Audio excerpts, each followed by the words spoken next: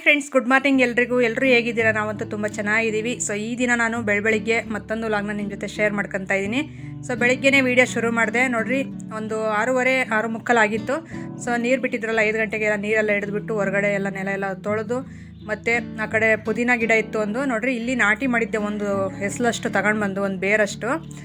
ಎಷ್ಟು ಚೆನ್ನಾಗಿ ಬಂದಿದೆ ನೋಡ್ರಿ. ನನಗಂತೂ ತುಂಬ ಖುಷಿ ಆಯಿತು. ಯಾವುದೇ ಗಿಡ ಆಗಿರ್ಬೋದು, ನಾವು ನಾಟಿ ಮಾಡಿದರೆ ಅದು ಆ ಥರ ಫಸಲು ಚೆನ್ನಾಗಿ ಬಂದರೆ, ಮತ್ತು ಹೂವು ಬಿಟ್ಟರೆ, ಯಾವುದಾದ್ರೂ ಒಂದು ಹೂವಿನ ಗಿಡ ನಾಟಿ ಮಾಡಿದ್ರೆ ಈ ಥರ ಚೆನ್ನಾಗಿ ಬೆಳೆದು ಬಂದರೆ ತುಂಬ ಖುಷಿ ಅನಿಸುತ್ತೆ ಮನಸ್ಸಿಗೆ. ಸೊ ನೋಡಿ, ಎಲ್ಲ ಈ ಥರ ಮಣ್ಣೆಲ್ಲ ಒತ್ತಾಕಿ ಫೈನಲಿ ನಮ್ಮ ಕುರಿಗಳ ಶೆಡ್ ಈ ಥರ ರೆಡಿ ಮಾಡಿದ್ವಿ.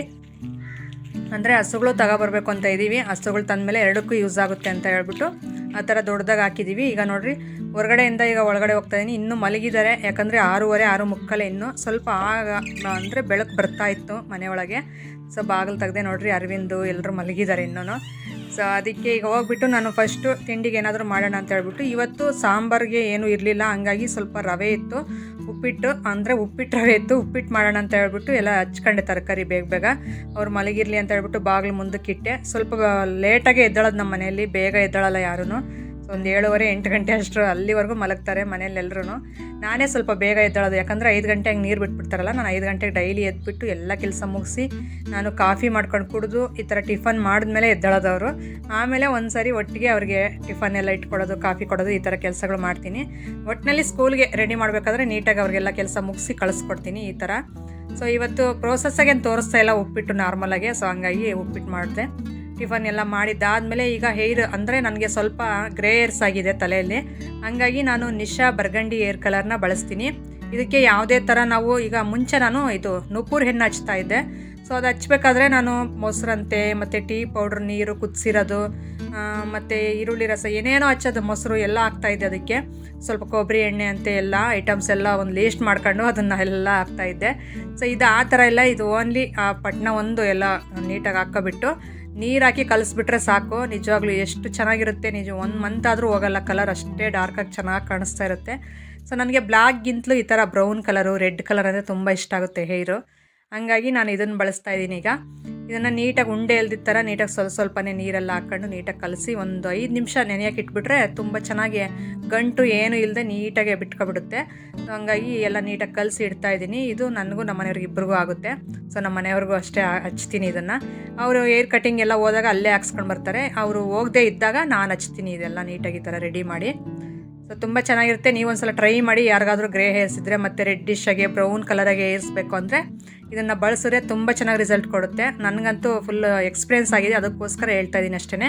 ಆಮೇಲೆ ಯಾವುದೇ ಥರ ಪ್ರಮೋಷನ್ ಅಲ್ಲ, ಸುಮ್ಮನೆ ನಾನು ಹೇಳಿದ್ದು, ನಾನು ಬಳಸೋದನ್ನ ಶೇರ್ ಮಾಡ್ಕೊತಾ ಇದ್ದೀನಿ ನಿಮ್ಮ ಜೊತೆ. ಒಂದು 5 ನಿಮಿಷ ಎತ್ತಿಟ್ಟಿದ್ದೆ.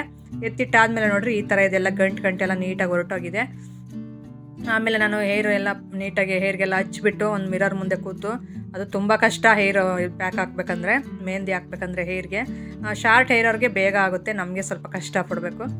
ಈಗ ಕಡಲೆಕಾಯಿ ಬಳ್ಳಿ ಅದು ನೋಡಿರಿ ಮುಂದೆ ಇದೆಯಲ್ಲ, ಅದೊಂದು ಸ್ವಲ್ಪನೇ ಇರೋದು. ಇವತ್ತೆಲ್ಲ ಮುಗಿದ್ಬಿಡುತ್ತೆ ಕಡಲೆಕಾಯಿ ಬಿಡಿಸೋದು. ಅಲ್ಲಿ ಒಂದು ರಾಶಿಗೆ ಹಾಕಿದ್ದಾರೆ, ಆಮೇಲೆ ತೋರಿಸ್ತೀನಿ ನಿಮಗೆ ವಿಡಿಯೋದಲ್ಲಿ. ಸೊ ಇಲ್ಲಿಗೆ ಕೂಲಿ ಆಳುಗಳೆಲ್ಲ ಬಂದುಬಿಟ್ಟು ಒಂದು ಡಬ್ಬ ಬಂದುಬಿಟ್ಟು 25 ರೂಪಾಯಿ ಹಂಗೆ ಕೊಡ್ತಾರೆ. ಒಂದು ಡಬ್ಬದ ಪ್ರಕಾರ ಬಿಡಿಸ್ತಾ ಇದ್ದಾರೆ, ಅಂದರೆ ದಿನಗೂಲಿ ಅಲ್ಲ, ಡೈಲಿ ಒಂದು ಡಬ್ಬ ಒಂದು 25 ಅಂದರೆ ಒಂದು 10 ಡಬ್ಬ ಬಿಡಿಸ್ತಾರೆ ಒಬ್ಬೊಬ್ಬರು. ಹಂಗೆ ಅದ್ರ ಮೇಲೆ ಡಿಪೆಂಡ್ ಅವ್ರ ಕೂಲಿ ಎಷ್ಟಾಗುತ್ತೆ ಅನ್ನೋದು. ಸೊ ಹಂಗೆ ಎಲ್ಲ ಒಂದು 4 ದಿನದಿಂದ ಎಲ್ಲ ಬಿಡಿಸಿದ್ರು, ಎಲ್ಲ ಮುಗೀತು. ಇನ್ನೇನು ಕೊನೆ ಇವತ್ತು ಇನ್ನೊಂದು ಸ್ವಲ್ಪ ಒಂದು 2 ಅವರ್ಗೆ ಮುಗ್ದೋಗ್ಬಿಡುತ್ತೆ ಎಲ್ಲನ. ಸೊ ಈ ಕಡೆ ಮನೆ ಹತ್ರ ಹಾಕಿದ್ರು ಎಲ್ಲ ಕಡಲೆಕಾಯಿ, ಅದಕ್ಕೋಸ್ಕರ ನೋಡೋಣ ಅಂತ ಬಂದೆ ಎಷ್ಟಾಗಿದೆ ರಾಶಿ ಅಂತಂದು ಹೇಳ್ಬಿಟ್ಟು. ಅಷ್ಟರಲ್ಲಿ ನನ್ನ ಅಳಿಯ ನೋಡಿ ಟಾರ್ಪಲ್ ಕೆಳಗೆ ಬಚ್ಚಿಟ್ಕೊಂಡಿದ್ದಾನೆ. ಸೊ ಲಾಸ್ಯ ತೋರಿಸ್ತಾ ಇದ್ಲು, ಅದಕ್ಕೆ ಬಂದು ಎತ್ತಿ ನೋಡಿದೆ. ಅಲ್ಲಿ ಇಬ್ಬರು ಆಟ ಆಡ್ತಾಯಿದ್ರು ಕೂತ್ಕೊಂಡು. ಕಡಲೆಕಾಯಿ ಮಾತ್ರ ತುಂಬ ಚೆನ್ನಾಗಿತ್ತು, ನನಗೆ ತಿನ್ನೋಕ್ಕಂತೂ ತುಂಬ ಇಷ್ಟ ಕಡಲೆಕಾಯಿ. ಈ ಮಧ್ಯೆ ನನಗೆ ಕಡಲೆಕಾಯೇ ಇಲ್ಲ ಮನೆಯಲ್ಲಿ, ಯಾಕಂದರೆ ಬೆಳೆಯೋದೆಲ್ಲ ಕಡಿಮೆ ಆಗಿಬಿಟ್ಟೈತೆ ಎಲ್ಲರೂ. ಅದಕ್ಕೋಸ್ಕರ ಈ ಅಣ್ಣ ಅಂದರೆ ನಮ್ಮ ಅಪ್ಪನ ಫ್ರೆಂಡ್ ಅವ್ರು ಬೆಳೆದಿದ್ರು, ಅದಕ್ಕೋಸ್ಕರ ಸ್ವಲ್ಪ ತಿಂದುಬಿಟ್ಟು ಸ್ವಲ್ಪ ವೀಡಿಯೋಗಾದರೂ ಆಗುತ್ತೆ ಅಂತ ಹೇಳ್ಬಿಟ್ಟು ನಾನು ನಮ್ಮ ಮನೆಯವ್ರು ಬಂದ್ವಿ ಇಲ್ಲಿಗೆ. ಸೊ ನೋಡಿ ಇಷ್ಟು ದೊಡ್ಡ ರಾಶಿ ಆಗಿದೆ. ಇದನ್ನೆಲ್ಲ ಒಟ್ಟುಗಟ್ಟಲೆ ಮಾರಿಬಿಡ್ತಾರೆ, ತಿನ್ನೋಕ್ಕೊಂದು ಸ್ವಲ್ಪ ಇಟ್ಕೊಂಡು. ನಾವು ಇದರಲ್ಲೇ ಒಂದು 30 kg ಅಷ್ಟು ತಗೋಬೇಕು ದುಡ್ಡಿಗೆ, ಯಾಕಂದರೆ ಇಲ್ಲಿ ಮನೆ ಹತ್ರನೇ ಐತಲ್ಲ, ಇನ್ನು ಬೇರೆ ಕಡೆ ಇನ್ನೇನಕ್ಕೆ ಹೋಗ್ತಾರೋದು ಅಂತ ಹೇಳ್ಬಿಟ್ಟು ಇದರಲ್ಲೇ ತಗೊತಾ ಇದ್ದೀವಿ. ಸ್ವಲ್ಪ ಬಿಸಿಲೆಲ್ಲ ಎಲ್ಲ ಒಣಗಾದ್ಮೇಲೆ ಈಗ ಟಾರ್ಪಲ್ ಹಂಗೆ ಒದಿಸಿ ಅಂತ ಹೇಳಿದ್ರು, ಅದಕ್ಕೆ ಎಲ್ಲ ನೀಟಾಗಿ ನಾನು, ಮಾನ್ವಿಕು, ಲಾಸ್ಯ ಮೂವರು ಒದಿಸ್ತಾ ಇದ್ದೀವಿ. ಈಗ ಇದೆಲ್ಲ ಓದಿಸಿದ್ದಾದಮೇಲೆ ಮತ್ತೆ ನಾವು ಅಮ್ಮರ ಮನೆ ಹತ್ರ ಹೋಗ್ಬಿಟ್ಟು ಇದು ಕುರಿ ಶೆಡ್ ಕೆಳಗೆ ಮಲಗೋದಕ್ಕೆ ಅಂತ ಹೇಳ್ಬಿಟ್ಟು ನಿತಿನಿಗೆ ಒಂದು ಹಳೆ ಮಂಚ ತೆಗೆದಾಕಿದ್ರು ಹೊರಗಡೆ. ಸೊ ಹಂಗಾಗಿ ಅದನ್ನು ತಗೊಂಡು ಬರೋಣ ಅಂತ ಹೋದ್ವಿ. ಅದು ಸ್ವಲ್ಪ ಬೆಂಡಾಗಿತ್ತು ಮಧ್ಯದಲ್ಲಿ, ಅದಕ್ಕೆ ಅದು ರೆಡಿ ಮಾಡಿಬಿಟ್ಟು ನಿತಿನ್ಗೆ ಹಾಕ್ಕೊಡೋಣ ಅಂತ. ನಿತಿನ್ ಕುರಿ ಹತ್ರ ಮಲಗ್ತಾನಂತೆ ಇನ್ಮೇಲೆ ನೈಟು, ಅಂದರೆ ಲೈಟು ಎಲ್ಲ ನೀಟಾಗಿ ಹಾಕ್ಕೊಟ್ಟಿದ್ದೀವಿ. ಸೊ ಹಂಗಾಗಿ ಈಗ ತಗೊಂಡೋಗ್ಬಿಟ್ಟು ನೀಟಾಗಿ ರೆಡಿ ಮಾಡ್ಕೊಡೋಣ ಅಂತ ಹೇಳ್ಬಿಟ್ಟು ತಗೊಂಡು ಹೋಗ್ತಾಯಿದ್ದೀನಿ. ಇದು ವೇಸ್ಟಾಗೆ ಬಿಸಾಕಿದ್ದಾರೆ, ಏನಾದರೂ ಪಾತ್ರೆನೋ ಈ ಥರ ಏನಾದರೂ ತಗೊಳ್ಳೋಣ ಅಂತ ಐಡಿಯಾ ಮಾಡ್ತಿದ್ರು. ಅಷ್ಟರಲ್ಲಿ ನಾವು ಹೋಗ್ಬಿಟ್ಟು ಬೇಡ ನಾವು ರೆಡಿ ಮಾಡ್ಕೊತೀವಿ ಅಂತ ಈಗ ತಗೊಂಡು ಹೋಗ್ತಾ ಇರೋದು. ಶೆಡ್ ಕೆಳಗಲ್ಲ, ಹಳೇದೇ ಆದರೂ ಪರವಾಗಿಲ್ಲ ಅಂತ, ಸ್ವಲ್ಪ ಧೂಳು ಎಲ್ಲ ನೀಟಾಗಿ ಜಾಸ್ತಿ ಕೂತಿತ್ತು. ಈಗ ಹೋಗ್ಬಿಟ್ಟು ನೀಟಾಗೆಲ್ಲ ಒರೆಸ್ಬಿಟ್ಟು ಕ್ಲೀನಾಗಿ ಎತ್ತಿಡಬೇಕು. ಎತ್ತಿಟ್ಟು ಅದ್ರ ಕೆಳಗಡೆ ಸ್ವಲ್ಪ ಕಲ್ಲೆಲ್ಲ ಜೋಡಿಸೋದು ಎಲ್ಲ ಇರುತ್ತೆ ನೋಡಿರಿ. ನಮ್ಮ ಮುಂದೆ ತಗೊಂಡು ಬರ್ತಾಯಿದ್ರೆ ನಮ್ಮ ಮನೆಯವ್ರ ಕಾಲಕ್ಕೆ ಟಚ್ಚೇ ಮಾಡಿಬಿಟ್ರು, ಕೊನೆಗೆ ಬೈತಾಯಿದ್ರು. ಸೊ ಏನಾದರೂ ಆ ಥರ ವೆಯ್ಟ್ ಎತ್ತೋದು ಕ್ಲೀನಾಗಿ ಎತ್ತಿಲ್ಲ ಅಂದರೆ ಬೈದ್ಬಿಡ್ತಾರೆ ನಿನ್ನ ಕೈಲಿ ಏನೂ ಆಗೋಲ್ಲ ಅಂತಂದು ಹೇಳ್ಬಿಟ್ಟು ಒಂದೇ ಸಲ ಕ್ರಾಕ್ ನಮ್ಮ ಮನೆಯವ್ರು ಭಾಳ ಬೈತಾರೆ. ಸೊ ಆದರೂ ಭಾಳ ಬೈದರೂ ಪ್ರೀತಿ ಜಾಸ್ತಿ ಇರುತ್ತೆ ಅಂತಾರಲ್ಲ, ಹಂಗೆ ಅಷ್ಟೇ ಇಷ್ಟಪಡ್ತಾರೆ ನಮ್ಮನ್ನು. ನನ್ನ ಮಕ್ಕಳನ್ನ ತುಂಬ ಇಷ್ಟಪಡ್ತಾರೆ ಹೇಳ್ರಿ. ನೋಡೋಕೆ ಆ ಥರ ಕಾಣಿಸ್ತಾರೆ ಅಷ್ಟೇ, ಮನಸ್ಸು ಮಾತ್ರ ತುಂಬ ಒಳ್ಳೆಯದು. ಸೊ ಹಂಗಾಗಿ ಈಗ ಬೈಸ್ಕೊಂಡು ಮತ್ತೆ ಹಿಡ್ಕೊಂಡು ಬಂದೆ. ಈಗ ಇದನ್ನು ನೀಟಾಗೆಲ್ಲ ತೊಳೆದು ಬಿಟ್ಟು ಇಲ್ಲೇ ಕ್ಲೀನಾಗಿ ಒರೆಸಿ ಇದ್ರ ಮೇಲೆ ಚಾಪೆ ಮತ್ತು ಎಲ್ಲ ರೆಡಿ ಮಾಡಿಕೊಡ್ಬೇಕು. ಇನ್ನು ಮಧ್ಯೆ ನಾನೇನು ಶೂಟ್ ಮಾಡೋಕ್ಕಾಗಲಿಲ್ಲ, ಒಂದೇ ಸಾರಿ ಇನ್ನು ಸಂಜೆ ಈಗ ರೆಡಿ ಮಾಡೋಣ ಅಂತ ಹೇಳ್ಬಿಟ್ಟು ನೀಟಾಗಿ ಅದೆಲ್ಲ ಒರೆಸಿದ್ದು ತೊಳೆದಿದ್ದೇನೋ ತೋರಿಸ್ಲಿಲ್ಲ. ಈಗ ಇದ್ರ ಮೇಲೆ ಚಾಪೆ ಹಾಕ್ಬಿಟ್ಟು ಮತ್ತು ನನ್ನ ಮಗನಿಗೆ ಅಷ್ಟು ಸೇರಿದ್ನಲ್ಲ, ಆವಾಗ ಇದು ಸೊಳ್ಳೆ ಪರ್ದ ಕೊಟ್ಟಿದ್ದರು.